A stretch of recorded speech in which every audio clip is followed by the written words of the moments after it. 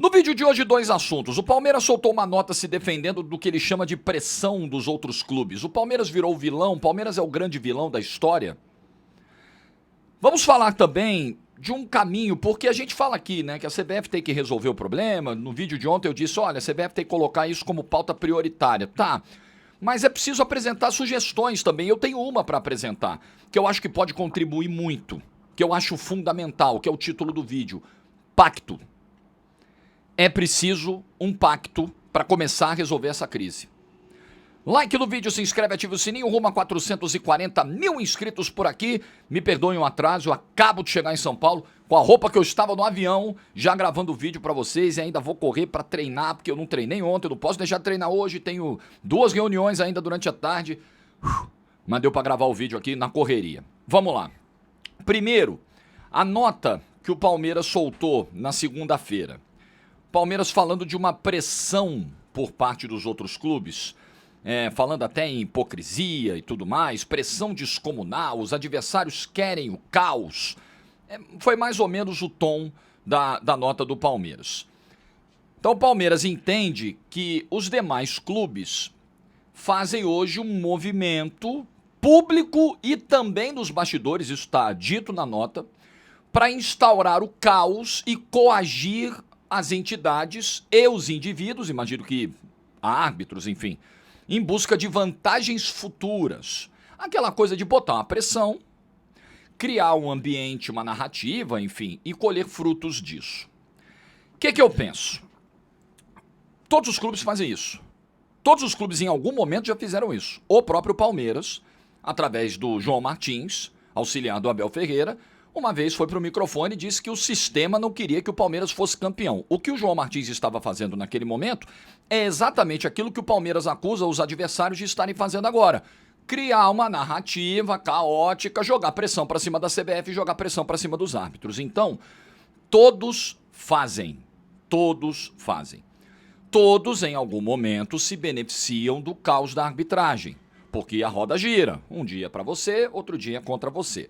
Eu não vou comprar a narrativa de que o Palmeiras é o time mais ajudado. Inclusive foi feito um levantamento, acho que foi o pessoal do Data ESPN que fez um levantamento, eu vi hoje de manhã, sobre erros, sobre intervenções de VAR. Claro que esse não é um único critério, porque tem lance de arbitragem que não tem intervenção do VAR, enfim, aí é um outro tipo de recorte. Mas pegando apenas esse recorte, o Palmeiras não é nem o primeiro, nem o segundo, nem o terceiro que tem mais intervenções favoráveis a ele através do VAR. Então, quando a gente olha para os números, não vai parar de pé essa tese. Ah, o Palmeiras é o mais beneficiado.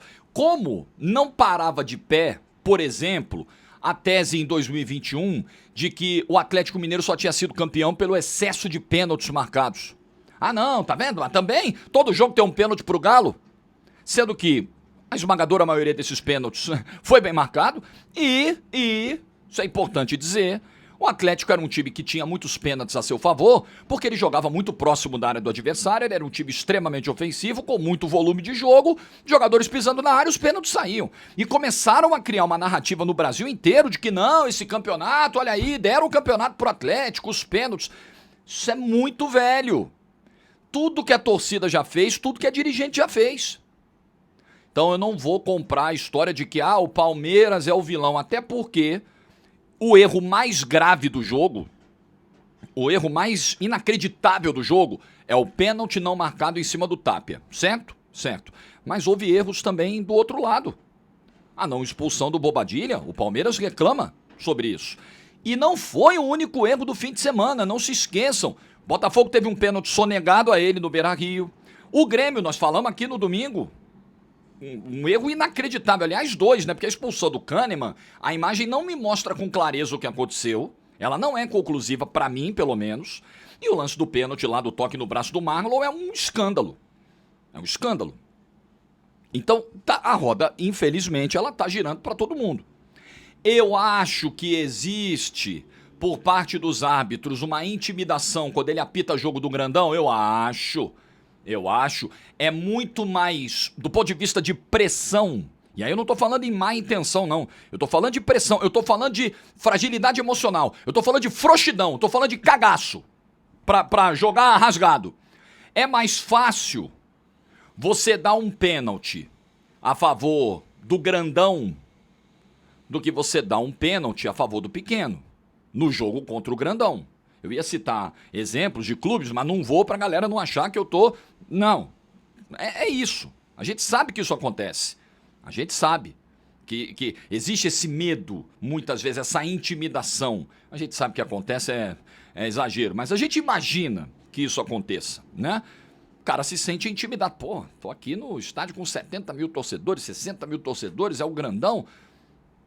Na hora de expulsar, pô, eu vou expulsar o cara do pequeno que tá visitando aqui o grandão. Na hora de expulsar o cara do time da casa, porra, aí tem que ver. A gente imagina que essas coisas aconteçam, né? Então, eu não gosto, eu acho muito perigoso isso, esse negócio de escolher o clube vilão da vez.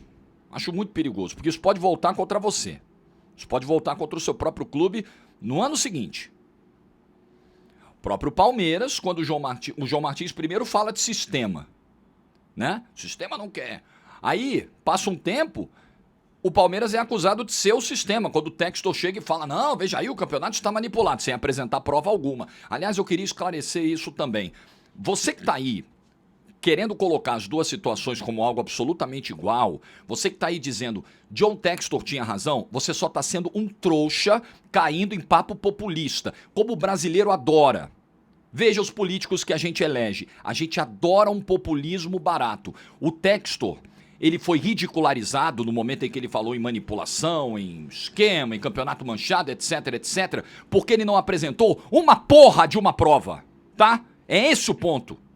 Não é que as pessoas, não é que eu coloque 100% a minha mão no fogo, não, todos são honestos. Eu nunca disse isso e nunca faria isso. Porque se em todos os ramos de atividade da sociedade existe profissional bom e profissional ruim, a arbitragem não vai escapar imune. Agora, para você apontar esse dedo, você precisa trazer provas. E o Textor me veio com um relatório de inteligência artificial bizarro para falar do 5-0 do Palmeiras contra o São Paulo. Ah, porque o goleiro não pulou no pênalti e não sei o quê. Porra! Ah, um ato, um gesto, uma ação suspeita do cara que foi expulso, do cara que escorregou. Pelo amor de Deus, gente! Como é que você quer que a gente trate isso com seriedade? Desculpa. Ah, o Textor tinha razão. Ele não provou nada. Ele não apresentou um elemento, uma substância, nada. Então não é a mesma coisa. Mas você que quer fazer esse discurso, faça. Quer fazer o papel do trouxa? Faça. É problema seu. Eu não compro esse engodo.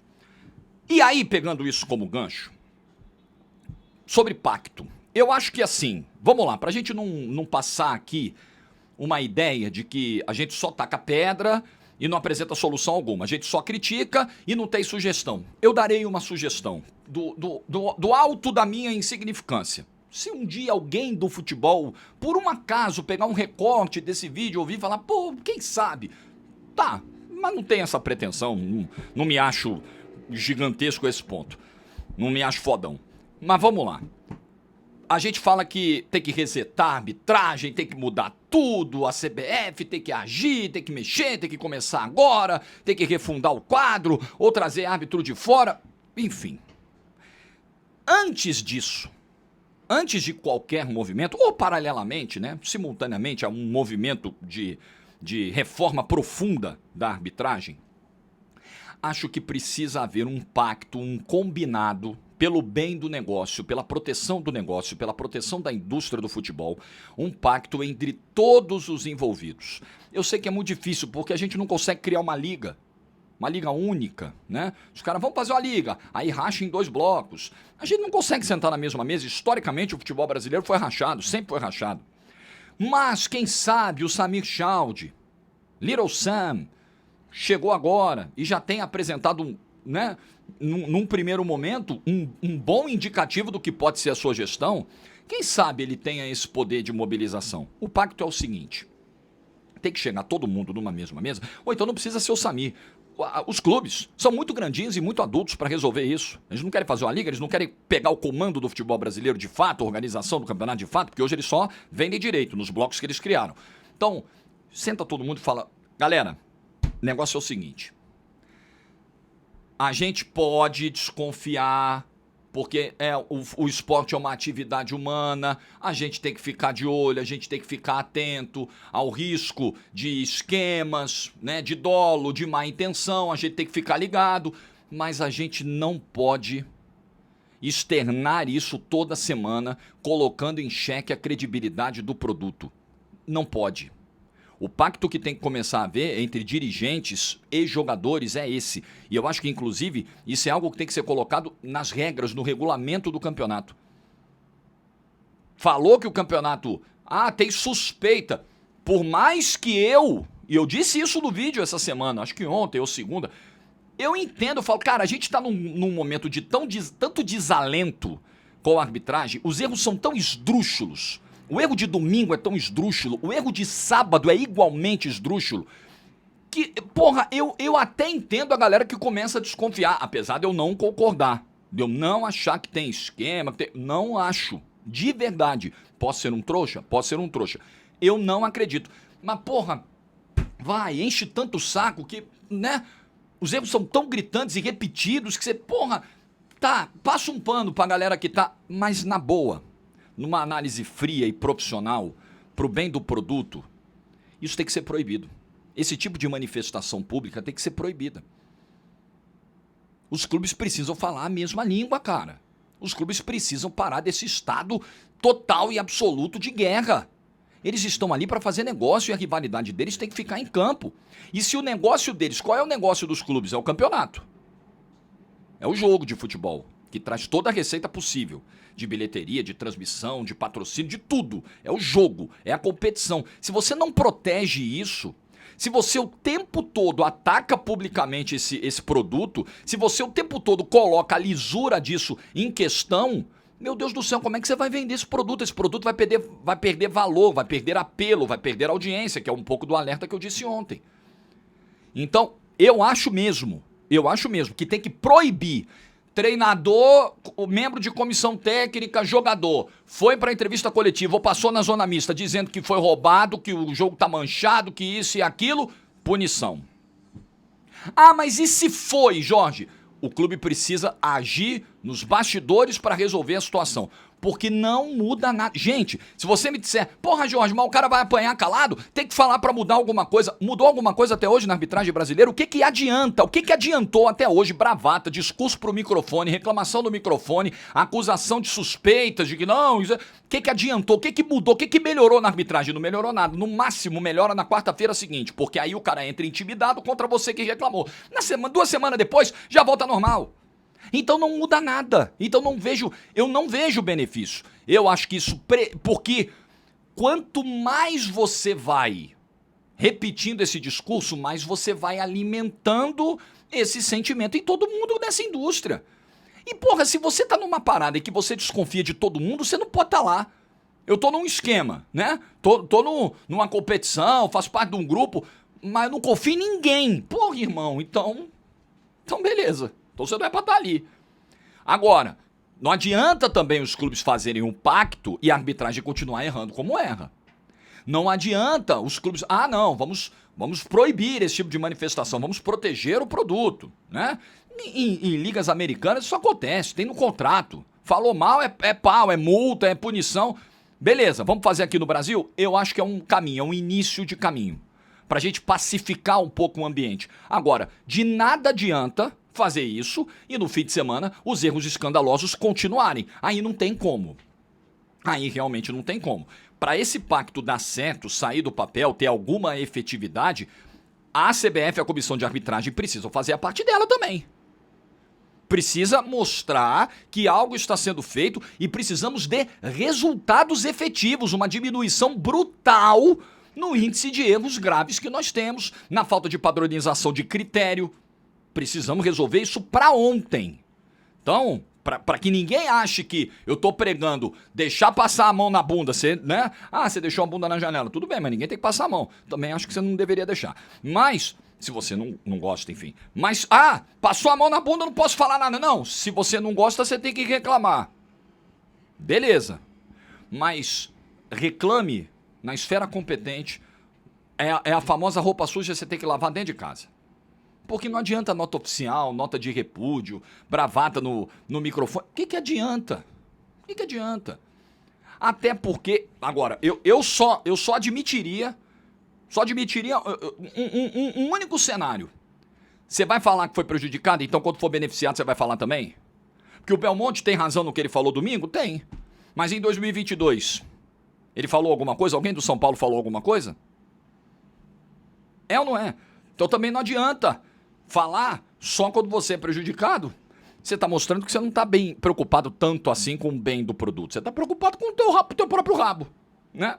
Então, eu acho que também tem que começar aí. Uma mudança de cultura, de mentalidade, de postura, uma proteção ao produto futebol. Agora, isso também tem que vir acompanhado de uma melhoria rápida e urgente da arbitragem, porque senão realmente não adianta eu ficar pregando isso aqui e o Ramon Abate-Abel domingo fazer a mesma cagada e o Lucas Casagrande no sábado fazer a mesma cagada, aí não dá, aí realmente não há saco que aguente. E eu também já tô de saco cheio de falar desse assunto da arbitragem essa semana, ainda bem que tem jogo hoje, espero que não precise falar de arbitragem amanhã, no jogo do Galo, que vai ser um assunto provavelmente do vídeo do canal, tem Seleção Brasileira sexta-feira, ufa, que semana de merda por culpa dessa arbitragem brasileira que nos estressa. Ah, e outra coisa, você também que vem com esse papinho aí, agora, meu vídeo do domingo é pra você, você que provoca esse tipo de coisa no debate, você que, não, mas veja bem, e aquele lance, não sei quem, só estão falando agora porque foi o clube tal, para de ser otário, há quanto tempo a gente fala da arbitragem? Aqui nesse canal, a arbitragem, já fizemos uma musiquinha, arbitragem, Ramon Abate-Abel, já tomou pedrada aqui no canal a 3x2,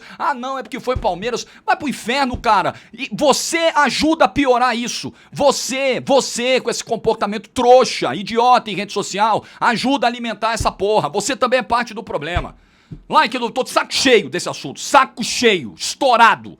Like no vídeo se você ficou até o final. Juízo e tchau.